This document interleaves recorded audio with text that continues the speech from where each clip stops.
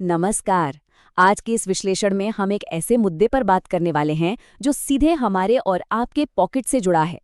अक्सर लगता है कि दुनिया के किसी दूसरे कोने में हो रहे जियोपॉलिटिकल कॉन्फ्लिक्ट्स, किसी समुद्र में जहाज रोकना या डिप्लोमैटिक झगड़े सिर्फ न्यूज़ चैनल्स की हेडलाइंस है। पर असल बात तो ये है कि हजारों किलोमीटर दूर चल रहा ये सब हंगामा सीधे तौर पर हर आम घर के डेली खर्चों को, मंथली सेविंग्स को और यहाँ तक कि हमारी रसोई के बजट को हिलाकर रख देता है। आज की इस चर्चा में हम बिल्कुल एक इकोनॉमिस्ट के पॉइंट ऑफ व्यू से समझेंगे कि ग्लोबल ऑयल स्पाइक्स कैसे हमारे घर के बजट्स पर सीधा असर डालते हैं। तो आइए देखते हैं कि हम आज क्या क्या कवर करने वाले हैं। एक मैक्रो लेवल से शुरू करके हम माइक्रो लेवल तक जाएंगे। शुरुआत होगी जियोपॉलिटिक्स इन योर किचन से, फिर समझेंगे द 33 किलोमीटर चोक पॉइंट, उसके बाद direct hits to your wallet, फिर एक अनजान पहलू the hidden fertiliser effect, the rupee devaluation trap और आखिर में समझेंगे द रिन्यूएबल एनर्जी इल्यूजन। शुरू करते हैं पहले हिस्से से, जियोपॉलिटिक्स इन योर किचन। ये एक बड़ा सवाल है और काफी हैरान भी करता है। सवाल ये है कि देश की डोमेस्टिक इकोनॉमी स्टेबल होने के बावजूद रोजमर्रा के कंज्यूमर प्राइसेस अचानक आसमान क्यों छूने लगते हैं। ऐसा लगता है ना कि इकोनॉमी तो ठीक चल रही है, फिर मंडी में सब्जियां या ट्रांसपोर्ट और डिलीवरी के खर्चे इतनी तेजी से क्यों बढ़ रहे हैं। ये आइसोलेटेड ग्लोबल इवेंट्स हमारी लोकल लाइफ को कैसे कंट्रोल कर रहे हैं? और इस सब का जवाब इस एक नंबर में छिपा है, 90%। देश में इस्तेमाल होने वाला लगभग 90% डोमेस्टिक क्रूड ऑयल बाहर से इंपोर्ट होता है। सोचिए जरा, रोजाना 87 करोड़ लीटर पेट्रोलियम जो हमारी गाड़ियों से लेकर बड़ी फैक्ट्रीज तक को चलाता है, वो पूरी तरह से फॉरेन शिपिंग रूट्स पर निर्भर है। मतलब वहां कुछ भी गड़बड़ हुई तो यहां सीधा असर पड़ेगा। अब यहीं से हम बढ़ते हैं अपने दूसरे हिस्से पर, द 33 किलोमीटर चोक पॉइंट। अगर हम मैक्रो पर्सपेक्टिव से इस मुद्दे को देखें तो वल्नरेबिलिटी का स्केल सच में डरा देने वाला है। एक आंकड़ा देखिए, देश का projected annual oil import bill लगभग $180 बिलियन तक जा सकता है। वहीं पूरा नेशनल डिफेंस बजट सिर्फ $80 बिलियन यानी करीब 6.81 लाख करोड़ का है। मतलब डिफेंस पर हम जितना खर्च कर रहे हैं उससे 2 गुना पैसा सिर्फ ऑयल इंपोर्ट्स पर खर्च हो रहा है। ये अपने आप में एक बहुत बड़ा इकोनॉमिक एक्सपोजर है। हिस्टोरिकल ऑयल शॉक्स के मुकाबले आज की स्थिति थोड़ी अलग और कॉम्प्लेक्स है। नॉर्मल कंडीशंस में स्ट्रेट ऑफ हॉर्मुज़ के इस 33 किलोमीटर चौड़े रास्ते से हर दिन 2.8 मिलियन बैरल्स ऑयल फ्लो करता था। लेकिन यहाँ 21 कन्फर्म्ड अटैक्स हुए और उसके बाद मर्स्क और एमएससी जैसी बड़ी शिपिंग फर्म्स ने लगभग पूरी तरह से ऑपरेशंस रोक दिए। एक तरफ 90% इंपोर्ट निर्भरता और दूसरी तरफ ब्लॉक हुए टैंकर्स, ये सीधा सप्लाई चेन को चोक कर रहा है। और हैरानी की बात यह है कि देश के पास करंट स्ट्रैटेजिक पेट्रोलियम रिजर्व्स सिर्फ 9.5 दिन का बैकअप देते हैं, और वो भी अभी सिर्फ 64% कैपेसिटी पर हैं, जबकि इंटरनेशनल रिकमेंडेशन 90 दिन की होती है। लॉन्ग टर्म एनर्जी सिक्योरिटी और रिटेल एनर्जी कॉस्ट को स्टेबल रखने के लिए ये काफ़ी नाजुक स्थिति है। यही वजह है कि सरकार तेजी से डाइवर्स इंपोर्ट पार्टनर्स और ऑल्टरनेट सप्लाई रूट्स तलाश रही है, ताकि देश को ऐसी रीजनल नेवल ब्लॉकेड से बचाया जा सके। अब चलते हैं तीसरे हिस्से पर, direct hits to your wallet. अब थोड़ा ग्लोबल से निकलकर घर की बात करते हैं। एक इकोनॉमिस्ट के नजरिए से समझते हैं कि आखिर ये सब एक आम परिवार की मंथली सेविंग्स को कैसे खा रहा है। ये 115% का आंकड़ा दर्शाता है एविएशन टर्बाइन फ्यूल यानी एटीएफ के दामों में आई भारी उछाल को। जब ये कॉस्ट 2.07 लाख पर किलोलीटर के पार चली जाती है तो उसका असर सीधा फ्लाइट टिकट्स पर पड़ता है। एयर ट्रैवल एकदम से महंगा हो जाता है और छुट्टियों का बजट पूरी तरह बिगड़ जाता है। अब इस चेन रिएक्शन को ध्यान से समझिए। पहला step, Saudi contract prices 44% jump करता है। दूसरा स्टेप, कमर्शियल एलपीजी प्राइसेस अचानक स्पाइक करते हैं।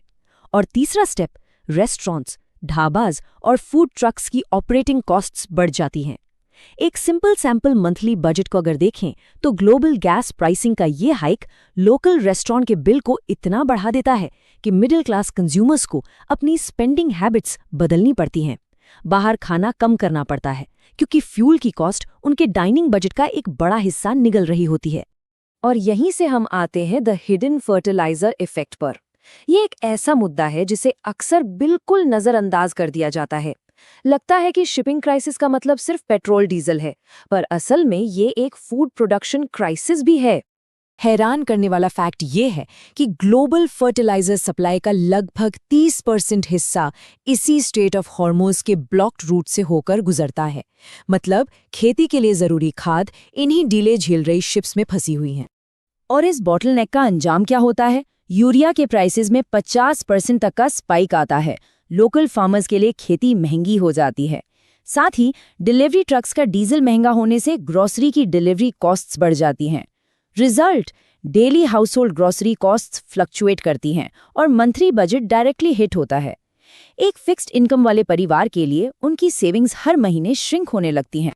अगला सेक्शन बड़ा क्रूशल है, द रूपी डिवैल्यूएशन ट्रैप। चलिए एज एन इकोनॉमिस्ट देखते हैं कि कैसे महंगा ऑयल देश की करेंसी को घुटनों पर ले आता है।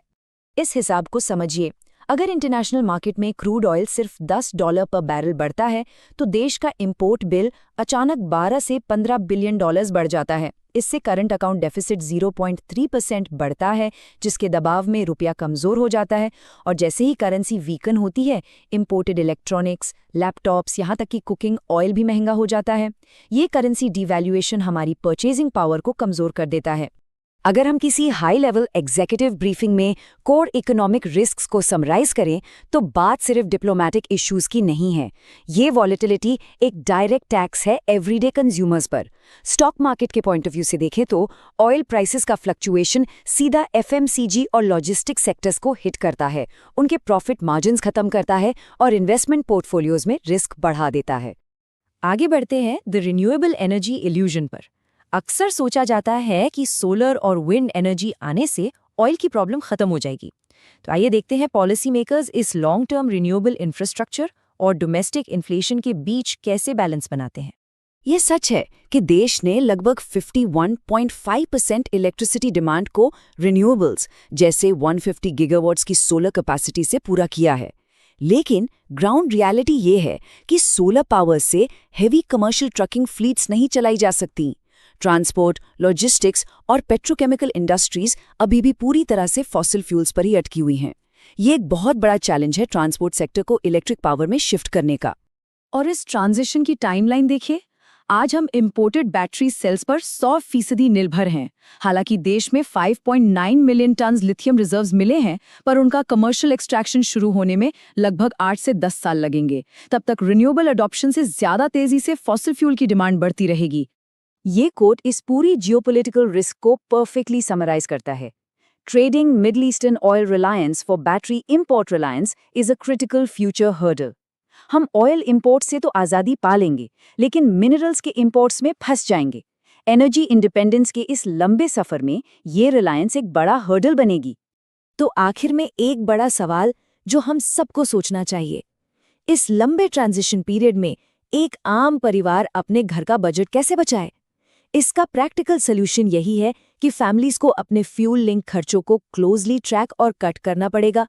कारपूलिंग यूज करना, पब्लिक ट्रांसपोर्ट का इस्तेमाल बढ़ाना और मंथली बजट में ग्रोसरी इन्फ्लेशन को पहले से फैक्टर इन करना, यही कुछ सिंपल स्ट्रैटेजीज हैं जो इन ग्लोबल शॉक से बचा सकती हैं। जब तक हम पूरी तरह एनर्जी इंडिपेंडेंट नहीं होते, तब तक अपने खर्चों को स्मार्टली मैनेज करना ही हमारा सबसे बड़ा टूल है। आज के इस विश्लेषण में जुड़ने के लिए बहुत बहुत शुक्रिया।